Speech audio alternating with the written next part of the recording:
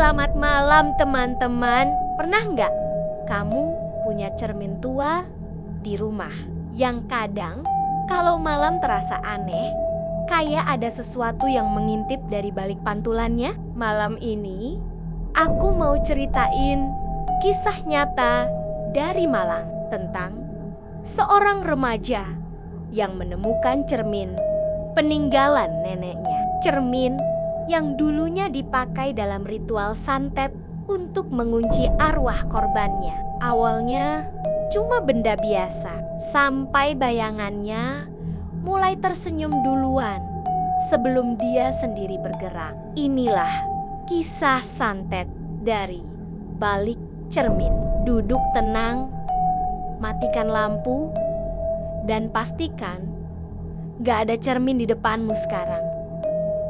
Udara di rumah tua itu dingin dan berdebu, seperti sudah lama tak dihuni siapapun. Seorang remaja laki-laki baru saja pindah ke sana setelah neneknya meninggal 2 minggu lalu. Rumah peninggalan itu berdiri di pinggiran kota Malang, di jalan kecil bernama Gang Cendana, di mana pepohonan tinggi menutupi sinar lampu jalan setiap malam. Ia datang sendirian, hanya membawa koper kecil dan beberapa kardus pakaian. Kedua orang tuanya bekerja di luar kota, dan ia dititipkan di rumah itu sementara. Neneknya dikenal sebagai orang yang beda. Orang-orang di sekitar sering bilang neneknya suka menyimpan barang-barang aneh. Katanya peninggalan zaman dulu. Tapi yang paling menarik perhatian remaja itu, malam itu adalah sebuah cermin besar yang berdiri di kamar paling ujung, kamar neneknya. Cerminnya tua sekali, dengan bingkai kayu jati berukir simbol seperti bunga mekar, tapi bengkok entah apa maksudnya. Kacanya sudah agak kusam, tapi masih bisa memantulkan bayangan dengan jelas. Ia menatap bayangannya sebentar, lalu menyeka sedikit debu di permukaannya. Aneh, tapi keren juga, gumamnya pelan. Ia tak sadar, di pantulan itu senyum kecil muncul sepersekian detik lebih cepat dari bibir aslinya. Malam itu ia tidur di kamar lain, tapi suasana rumah terasa berat. Jam dinding tua berdetak lambat, suara jangkrik bersahut di luar jendela, dan dari arah kamar neneknya terdengar seperti bisikan samar. Ia berpikir mungkin cuma suara angin, tapi anginnya tak terasa di kulit. Sekitar pukul 12 malam, ia terbangun karena mendengar suara langkah pelan di lorong. Mungkin tikus, pikirnya. Tapi langkah itu terdengar terlalu berat dan berirama, seperti langkah seseorang yang memakai sandal jepit tua. Ia mengintip keluar kamar. Tak ada siapa-siapa. Lorong kosong. Hanya bayangan cermin di ujung sana berkilau sedikit oleh cahaya bulan. Ketika ia menatap lebih lama, bayangan di cermin tampak berdiri sendiri, seolah sosok di dalamnya menunggu. Ia mengusap matanya, menatap lagi. Kali ini normal. Ia mendecak pelan, menutup pintu kamar, dan mencoba tidur lagi. Tapi tepat sebelum matanya terpejam, terdengar suara ketukan 3 kali dari arah kamar neneknya. Pelan tapi jelas. Keesokan paginya, ia menemukan pintu kamar neneknya sedikit terbuka. Udara dari dalam terasa dingin dan lembab, seperti baru disiram air. Ia masuk, melihat cermin itu lagi, dan memperhatikan sesuatu yang tak ia sadari semalam. Bekas sidik jari di permukaan kacanya, tapi dari dalam, seolah seseorang menempelkan tangannya dari balik cermin. Siang itu, ia coba menutupi cermin itu dengan kain putih, berpikir mungkin hanya perasaannya saja. Tapi malamnya, sekitar jam 11 lewat, ia mendengar suara kain sobek dari arah kamar nenek. Ketika ia mengintip, kain putih itu sudah terbakar di bagian tengah, membentuk lubang bulat sebesar wajah manusia. Di tengah cermin, ia melihat bayangan dirinya sedang tidur di kasur, padahal ia tahu ia belum sempat terbahan malam itu. Ia mundur perlahan, mencoba menutup pintu kamar nenek, tapi dari pantulan kaca, sosok dirinya yang di dalam tetap menatap lurus, tidak mengikuti gerakannya. Tatapannya dingin, matanya seperti tak berkedip. Ia berlari ke kamarnya dan mengunci pintu. Malam itu, ia mendengar suara langkah mondar-mandir di lorong, diselingi bisikan lirih yang memanggil namanya dengan nada serak, seperti suara orang tua yang sedang berdoa pelan di balik kaca. Ketika jam menunjuk pukul 3 dini hari, suara itu berhenti. Sunyi. Hanya detak jam yang terdengar. Ia mulai tenang. Sampai tiba-tiba dari arah cermin terdengar suara tawa kecil lirih. Pelan, tapi jelas, berasal dari balik permukaan kaca. Matahari baru saja tenggelam di balik perbukitan, meninggalkan langit berwarna jingga pucat yang perlahan jadi kelabu. Seharian ini, remaja itu berusaha mengabaikan apa yang terjadi semalam. Ia mencoba menyibukkan diri dengan membersihkan halaman dan merapikan ruang tamu. Tapi setiap kali melewati kamar neneknya, aroma dupa terbakar, seolah masih tercium samar dari dalam. Ia memutuskan mencari tahu. Sore itu, ia mendatangi rumah Bu Marni, tetangga tua yang tinggal di seberang gang. Wajah Bu Marni tampak kaget begitu mendengar ia membuka kamar neneknya. Kamu lihat cermin itu? Tanya Bu Marni pelan, seolah takut ada yang mendengar. Iya, cuma cermin aja kok Bu. Bu Marni geleng pelan. Cermin itu bukan barang biasa, Nak.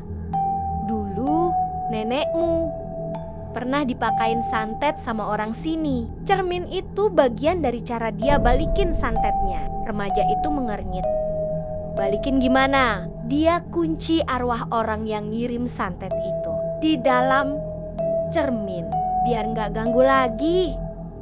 Jawab Bu Marni lirih, menatap ke arah rumah tua itu. Tapi kalau cermin itu dibuka lagi, arwahnya bisa lepas. Ia tertawa kecil, berusaha menutupi rasa takut yang mulai merayap. Masa iya Bu?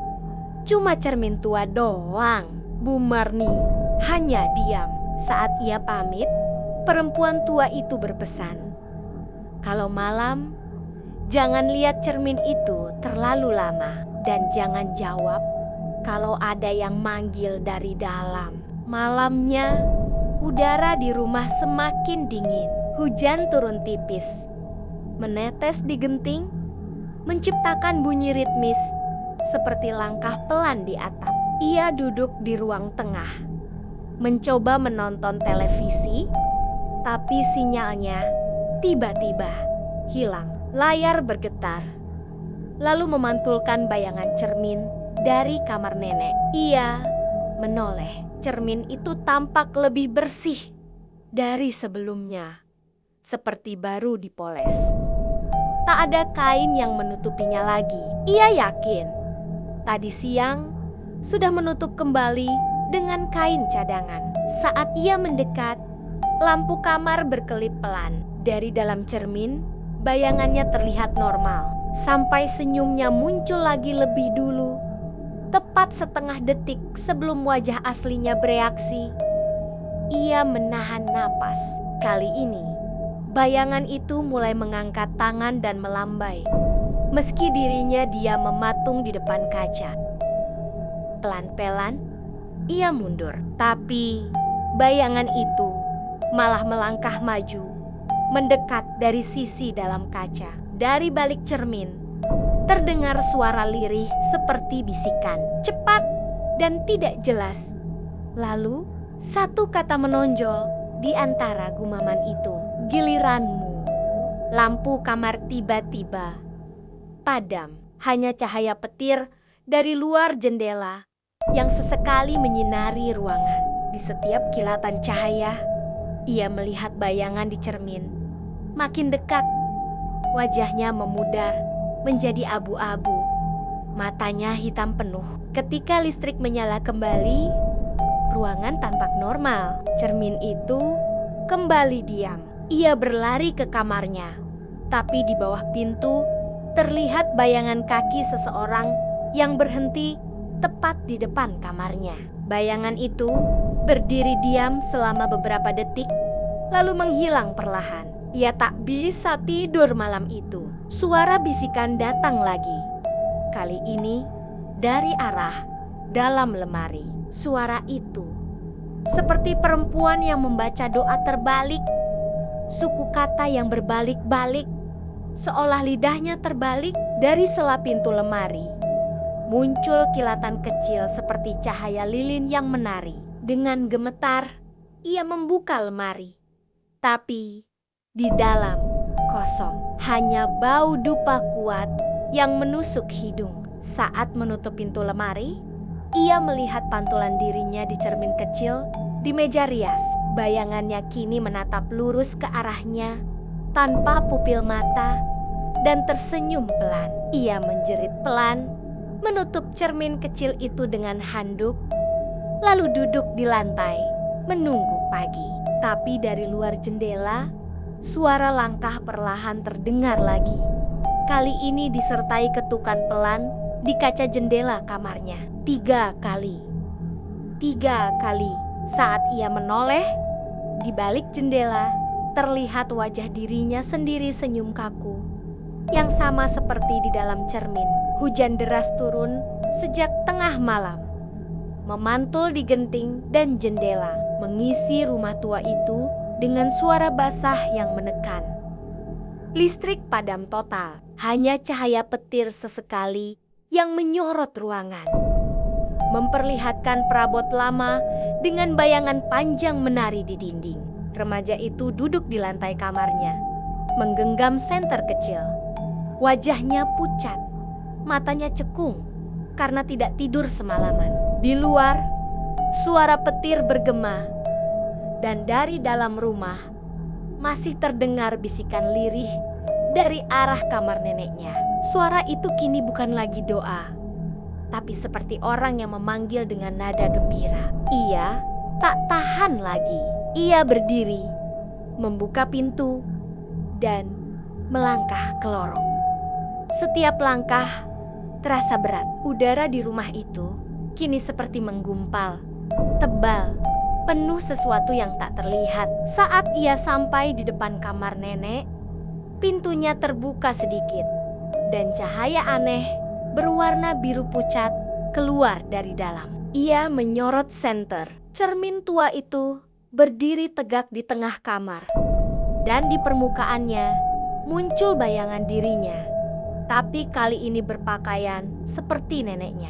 Rambut putih, baju kebaya lusuh, mata menatap tajam. Bayangan itu mulai bicara tanpa suara.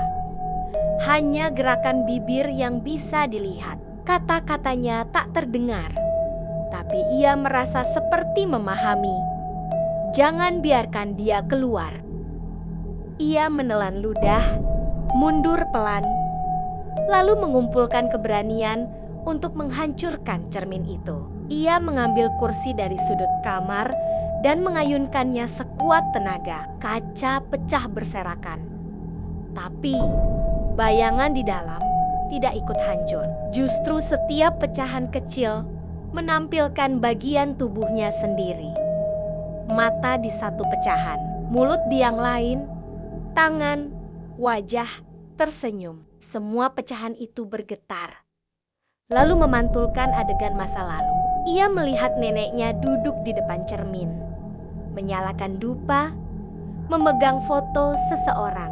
Neneknya menatap kaca sambil berbisik, "Aku kunci kau di sini, jangan keluar." Setelah itu, cermin menyala terang, lalu gambar itu lenyap. Tapi dari salah satu pecahan muncul bayangan hitam samar menyerupai sosok manusia, tapi wajahnya kabur.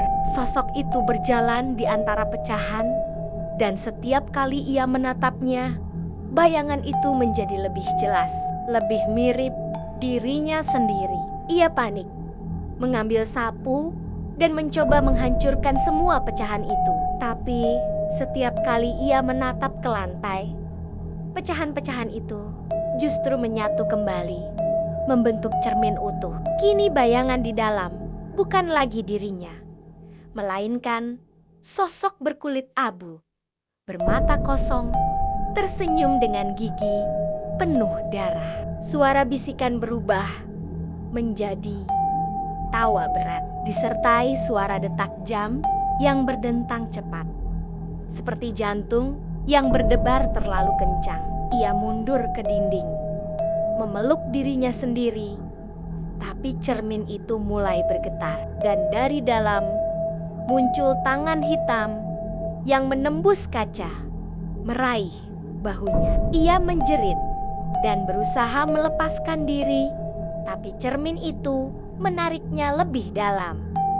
Ruangan bergetar, suhu turun drastis. Dalam sepersekian detik, tubuhnya lenyap ke dalam cermin. Hanya kursi yang terjatuh tersisa di lantai. Beberapa menit kemudian, rumah itu kembali tenang. Hujan mulai reda. Di permukaan cermin muncul sosok dirinya kembali, berdiri diam, menatap ke arah luar. Tapi kali ini matanya berbeda pucat dan kosong. Ia tersenyum pelan, lalu melangkah menjauh dari cermin, seolah hidup seperti biasa. Namun di balik permukaan kaca, sosok lain kini muncul, bayangan dirinya yang asli. Ia menatap keluar dengan mata penuh ketakutan, mengetuk kaca dari dalam. Mulutnya berulang kali membentuk kata tolong yang tak terdengar. Rumah itu kini tampak normal. Tak ada tanda-tanda keanehan. Hanya satu hal yang berubah.